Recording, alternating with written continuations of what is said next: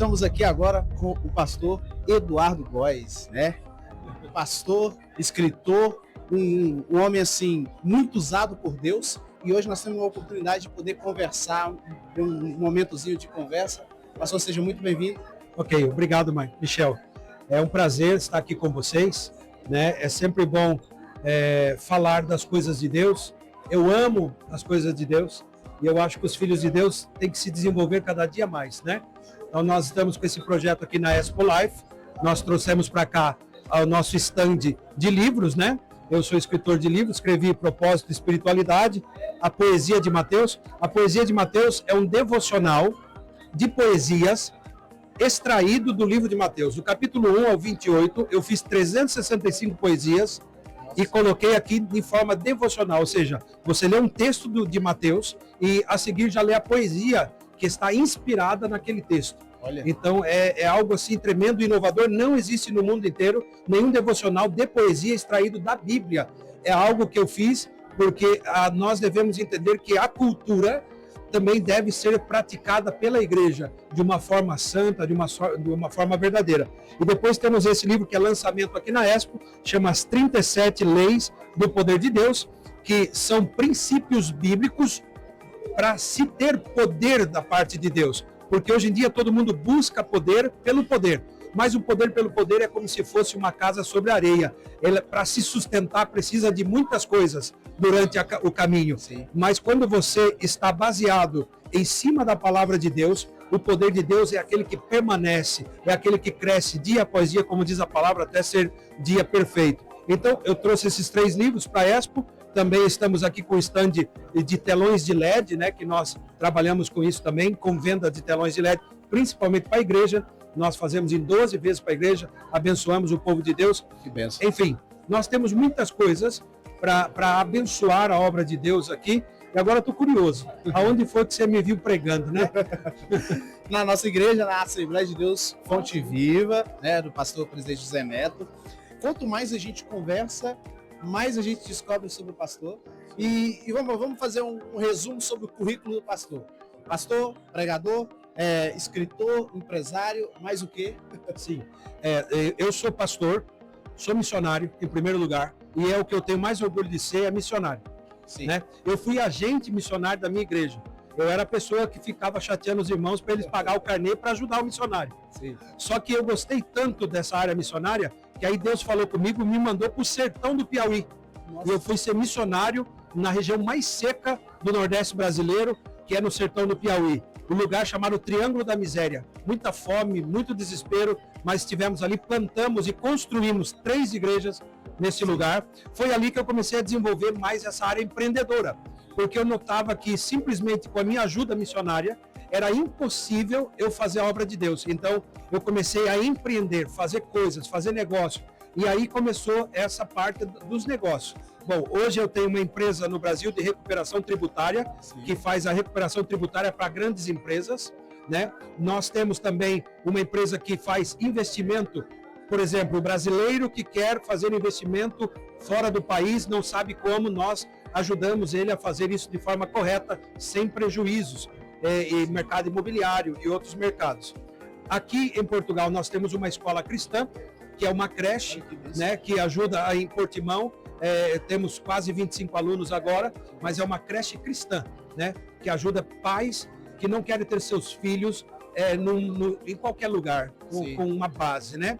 Aqui também, na Europa e no Brasil, nós trabalhamos com venda dos telões de LED, né? Sim. Que é aquilo que nós fazemos. Eu também estou lançando um curso sobre propósito e espiritualidade. Por quê?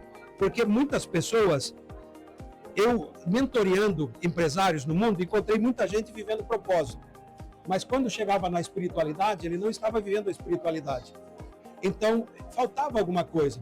E eu via na igreja muita gente espiritualmente espetacular, crente, santo, homem, mulher de Deus. Mas quando falava qual é o seu propósito, não sabia nem o que era propósito. Então, o que eu fiz? Eu juntei propósito e espiritualidade como uma base sólida. Não existe propósito sem espiritualidade, não existe espiritualidade sem propósito. Deus faz tudo com propósito, né? A Bíblia diz assim em Provérbios: muitos são os planos do coração do homem, mas o que prevalece é o propósito do Senhor. Sim. A Bíblia diz também: porque todas as coisas cooperam para o bem, juntamente para o bem, daqueles que amam a Deus e são chamados segundo o seu propósito. Ou seja, Deus tem interesse que os crentes vivam o seu propósito. Além disso, eu sou mentor de pastores, sou líder da Alma, Associação de Líderes e Ministros do Algarve, com quase 200 pastores, mais de 80 igrejas, que nós mentoreamos pastores, ajudamos pastores a que eles possam melhorar cada dia mais, fazendo amizade, orando uns pelos outros, né? Também sou mentor de empresários. Empresários, por exemplo, na nossa igreja, chegam pessoas que são bons funcionários, aí daqui a pouco ela vira um pequeno empresário, daqui a pouco é um grande empresário. Por exemplo, nós temos um exemplo aqui conosco, o pastor Lucas, chegou na igreja, tinha poucos funcionários, tem mais de 20 funcionários, trabalha no Algarve todo, uma empresa pulsante. Nós temos, por exemplo, o Oliver Restaurante, que começou num lugar com 17 pessoas, hoje tem uma casa que cabe mais de 300 pessoas. Então nós pegamos o empresário de um ponto e com mentorias e alinhamento certo na presença de Deus, nós levamos ele a outro nível. Então é esse o nosso trabalho, além de muitas coisas, né? Palestro no mundo inteiro, preguei no Japão, prego na América Latina, no Brasil, estou indo para os Estados Unidos. Então eu faço esse trabalho, estou gastando a minha vida, gastando tudo para que o evangelho chegue mais longe. Vivendo o propósito. Com certeza. E a exposição hoje, ela faz essa conexão entre o mundo do cristianismo, o mundo religioso, entre a fé e o empreendedorismo. Como que o senhor enxerga hoje como eu posso ser um bom empresário sem perder princípios, ou até mesmo como eu posso ser um cristão e não me corromper para me tornar um empresário? Como que você tem essa visão entre relação fé e investimento? Essa é uma ótima pergunta, até porque nós temos que fazer todo um background do que é o empreendedorismo segundo a Bíblia, ok? Sim. Desde Abraão, Isaac e Jacó, eles já negociavam, ok? O povo judeu que detém hoje 80% da riqueza mundial, muitos deles não seguem a Deus, mas seguem princípios da palavra de Deus. Sim, sim. E por seguirem os princípios, prosperam, entendeu? A mesma coisa foi ensinada por Deus ao longo do tempo. O próprio Jesus era empreendedor. Um carpinteiro era um empresário da carpintaria da época. Pedro era dono de barcos, ou seja, era um empresário do ramo da pescaria. Sim, sim. O próprio Paulo disse que ele estava fabricando tendas e vendendo tendas para sustentar o seu ministério. Ou seja, todo cristão, na minha visão, deve ser empreendedor, para que através do seu empreendedorismo ele consiga fazer a obra de Deus. Como que a gente faz para poder ter acesso ao conteúdo do pastor Eduardo? Ok, você pode procurar nas redes sociais, por exemplo, o Instagram está pr.eduardogóes, pastor Eduardo Góes, você pode pesquisar, você vai achar, ou você pode também entrar www.eduardogoes.org e lá você vai conhecer nossos livros, também vai achar nossas redes sociais, canal do YouTube e outras coisas, tá bom? Tá bem. Nós vamos deixar tudo aqui também na descrição. Obrigado. E vai estar aparecendo para vocês aqui embaixo também, para que vocês possam conhecer mais sobre o trabalho do pastor, conhecer mais, seguir lá na rede social. Eu cheguei aqui na Europa há pouco tempo, eu sou do interior de Minas Gerais e é muito diferente como as pessoas enxergam o empreendedorismo. As pessoas não acham que o cristão deve prosperar, porque tudo que prospera é algo ruim. Segundo eles, a Bíblia vai falar que o dinheiro é a raiz de todos os males, né? Mas a gente sabe que a Bíblia fala que amor ao dinheiro é a raiz de todos os males. Então, quando a gente vê um líder, tem tanto conteúdo quanto livros que edificam, palestram, cursos, tudo isso, e mesmo assim mantém o princípio cristão, isso é muito bom e influencia muitas pessoas. Isso é muito importante que você falou, porque existe uma herança religiosa agostiniana, porque Agostinho dizia, né, e aquele povo todo daquela época diziam que a santidade era pobre, ou seja, os frades franciscanos e tudo precisavam abrir mão de ter dinheiro e ser pobre para ser santo. E isso foi criado no coração da igreja com um objetivo, não foi criado por Deus.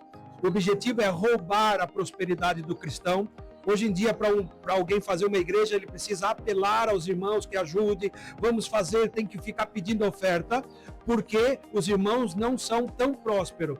Não é muito melhor a gente ter um povo próspero, que domine e que governe na presença de Deus? É muito melhor. Sim, sim. Então, é um grande erro achar que nós não devemos prosperar. Na realidade, Deus nos chamou para prosperar. Eu estou escrevendo um livro, vou dar um spoiler para você aqui. Olha, Se chama Os 7 Níveis da Riqueza. Porque riquezas têm nível. E o nível mais baixo, é o ouro e a prata. olha. É o primeiro degrau.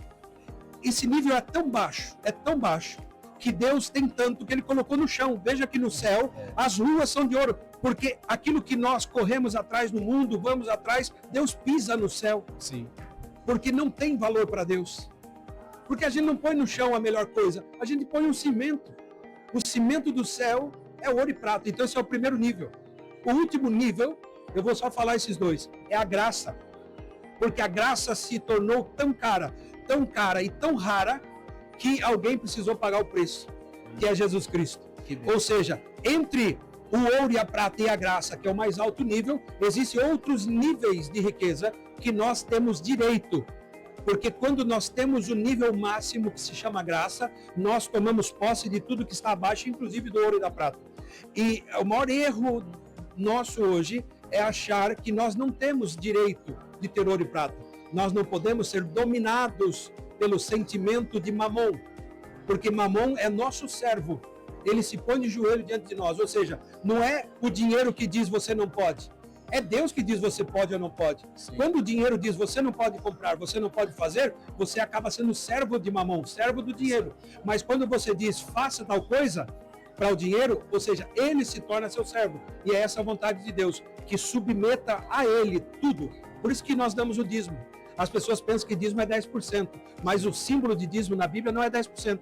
O símbolo do dízimo significa tudo. Vou explicar.